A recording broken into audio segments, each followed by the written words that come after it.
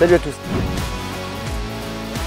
La dernière fois qu'on s'était quitté, c'était en Sardaigne. On se retrouve de nouveau en Sardaigne. Non, j'ai pas passé un mois ici, même si j'aurais beaucoup aimé.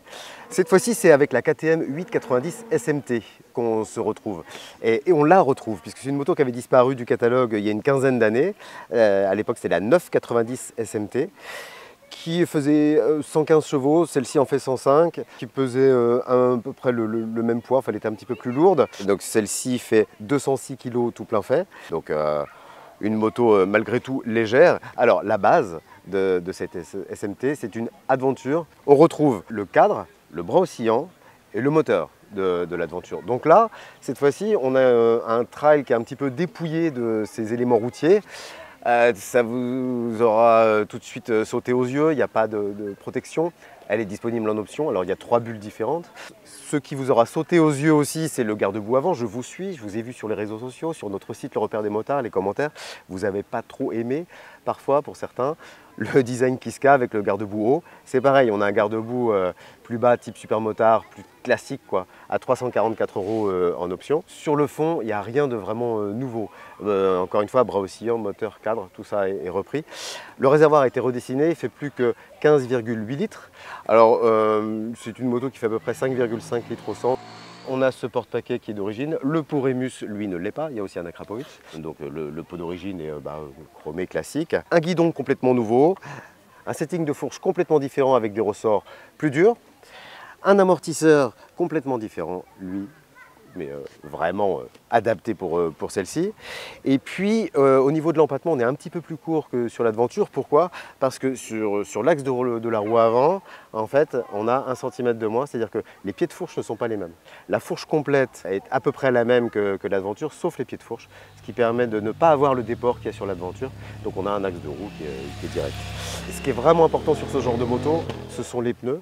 Là, on a les Michelin Power GP, des pneus excellents, donc monte de série en plus. Le tout avec les suspensions, la position de conduite, ces pneus sportifs, ça laisse pas de gros doutes sur ce que veut ou peut faire cette moto. Autant du circuit, de la route, mais c'est du fun, quoi. C'est absolument du fun. Avec ce moteur, donc 105 chevaux, 100 Nm de couple, c'est quand même pas mal. Donc tout ça est a priori un petit peu étonnant. On verra tout à l'heure dans l'essai si c'est homogène ou pas. Reste le prix. Et ça aussi, j'ai vu que ça vous fait un peu grincer des dents. 14 599 €. En fait, on est sur le même tarif qu'une hypermotard avec le moteur 937 cm3. Elle est un petit peu plus chère qu'une BMW 900 FXR, mais c'est pas non plus le même état d'esprit. Je pense que la KTM en offre beaucoup plus. Donc voilà pour la présentation d'ensemble. Encore une fois, bon, il n'y a pas grand-chose à dire puisque il n'y a vraiment rien d'innovant, si ce n'est ce concept-là et puis ces quelques éléments qui peuvent malgré tout faire une moto qui propose autre chose. Et c'est ce qu'on va aller voir tout de suite. Go, c'est parti avec une KTM. On traîne pas, c'est l'esprit de la marque. Une moto vraiment dynamique. On va s'en apercevoir là pendant ces essais. Donc là, je roule tranquille. Ça permet de s'apercevoir que la position de conduite est top, on est vraiment bien, la selle est confortable, les suspensions aussi, c'est pas uniquement une sorte de gros super motard destiné à l'attaque, c'est une moto avec laquelle on peut aussi enrouler peinard, comme je suis en train de faire là. Je suis en 3e, 60 km/h, 4000 tours minute, ça reprend partout, j'adore ce moteur, le 890, il est vraiment plein. Évidemment, on peut peut-être regretter qu'il n'ait pas un caractère, c'est-à-dire qu'il n'y ait pas une différence de niveau entre les bas et les hauts régimes. Mais en revanche, c'est une vraie qualité, d'une vraie efficacité en termes de reprise, en termes d'agrément. Hop, stop, permet de montrer aussi que la hauteur de selle n'est pas rédhibitoire pour les petits, et j'en suis. Apparemment, les grands se plaisent aussi sur cette moto, donc elle est plutôt polyvalente, ou en tout cas elle accepte toutes les tailles, n'est pas obligé d'être un grand autrichien. Voilà, on arrive dans les premiers virages et tout de suite on a une confiance dans le train avant qui est géniale. Ça, c'est hyper important en moto, encore une fois sans attaquer hein, en enroulant. Là on sent la stabilité, il y a de la précision aussi. Alors les Michelin sont incroyables, il y a un grip de fou et en même temps il y a une vraie bonne structure du pneu. C'est-à-dire qu'il ne modifie pas du tout l'âme de la moto. Elle se penche avec progressivité. On sait toujours où on en est, on a un bon retour d'information par les suspensions. Alors qu'ils sont certes un petit peu souples d'origine, mais ça a quand même l'avantage d'être extrêmement confortable pour une moto qui sur le papier a priori ne l'est pas vraiment. Donc tout ça une fois encore lié à la position de conduite, l'agrément du moteur, on a une vraie homogénéité quoi. C'est une moto capable de se balader et d'attaquer, et quand on attaque avec, là elle se transforme en outil de précision mais en même temps en allié. Les suspensions White Power Apex renvoient bien les informations. On a une boîte de vitesse qui est ultra douce, shifter parfait, pas d'à-coups. Il fonctionne même à mi-régime. Bon, moi, bas régime, je préfère prendre l'embrayage, mais je me suis aperçu que c'est pareil. Donc, moi, j'ai préféré le mode street. Il y a le mode sport aussi et le mode track. Oh, c'est un peu extrême sur route pour moi. J'aime bien le mode street parce que la réponse à la poignée est aussi douce que le reste. La seule chose qui pêche un petit peu au niveau manque de progressivité et de douceur pour moi, c'est le feeling avec le frein avant. Tout de suite on est dans le dur quoi. On attrape à peine le levier et la fourche plonge assez vite. Enfin, c'est pas facile à doser. En fait on dose sur quelques millimètres seulement. Alors que le frein arrière en revanche lui est un petit peu trop soft. À savoir qu'on peut désactiver l'ABS.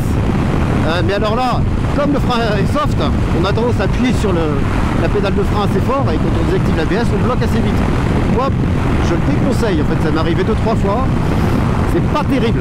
Donc, dans les virages, en revanche, il faut éviter de prendre le frein avant, il a tendance à se relever un peu, donc on freine très légèrement de l'arrière, et ça fait super bien le taf, ça aide à ramener un tout petit peu la moto. En revanche, quand on prend un peu le frein avant, qui est encore une fois un petit peu réactif, là, elle se relève, ce qui est pas forcément cool. Côté grip en sortie, c'est parfait aussi, même sur l'angle. Là on va dire à 4000 tours, moi je suis à 4-5 000 tours, voilà, j'accélère en grand, bah ça décolle quoi, ça envoie. Dès 6000 tours, ça répond franchement et assez fort pour un 890. C'est-à-dire qu'on est dans des cylindrées qu'on considère maintenant comme intermédiaires, moi j'ai envie de dire intermédiaire plus quand même, parce qu'on est sur une 900. On a ce petit caractère de twin et en même temps cette rondeur, une espèce de plénitude vachement sympa. Alors là on arrive sur une route hyper bosselée comme il y en a plein en Sardaigne, et encore une fois le confort des suspensions fait merveille. C'est un vrai bon compromis. Alors elles sont réglables en hydraulique, en précharge du ressort, mais même à l'attaque, sur un rythme qui est déjà selon moi assez élevé, franchement les réglages d'origine sont très bien. Donc finalement moi j'avais un petit a priori avant d'essayer cette SMT. Je me disais bon en fait on se retrouve avec une aventure sans les qualités de l'aventure, c'est-à-dire protection, etc.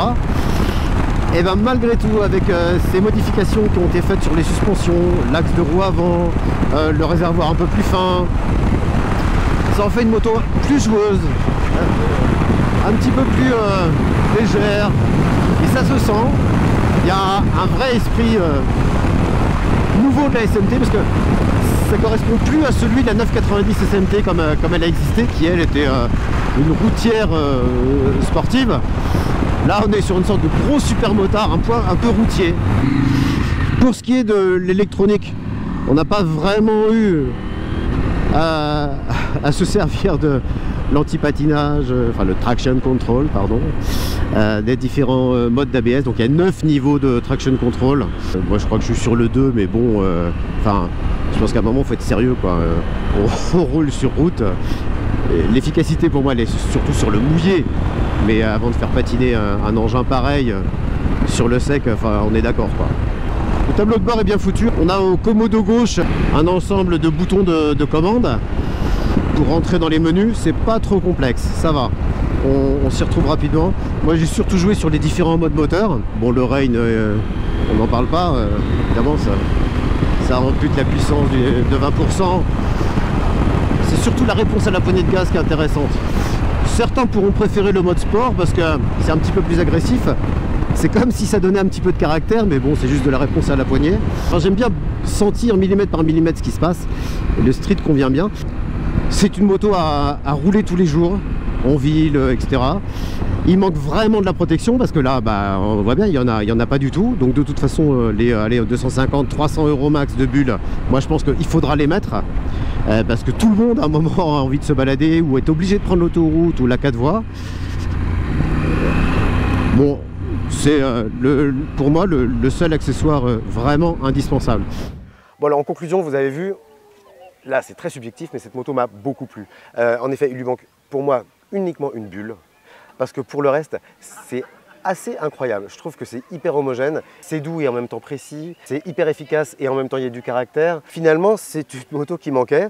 Je trouve que le look est plutôt réussi. Moi, je préfère en fait ce réservoir peut-être plus petit, mais sans ces ces choses un peu bizarres qu'on trouve sur l'Adventure. On a cet écran TFT 5 pouces hyper lisible. On a tout un catalogue d'options donc, qui permettent évidemment d'enrichir encore, par exemple le top case Touratech à 471 €, les poignées chauffantes, etc. Alors il y a un truc un petit peu bizarre dont je n'ai pas parlé dans la présentation tout à l'heure, c'est-à-dire qu'il y a toute une foule d'options auxquelles on a accès pendant les 1500 premiers kilomètres. Et puis au bout de 1500 km, ça se coupe. Comme le quick shifter, le track mode, parce qu'en mode moteur, en fait, on a Rain, Street Sport, ça c'est 2 séries, et un track mode pour ceux qui aiment la course, pour ceux qui aiment glisser de l'arrière, etc.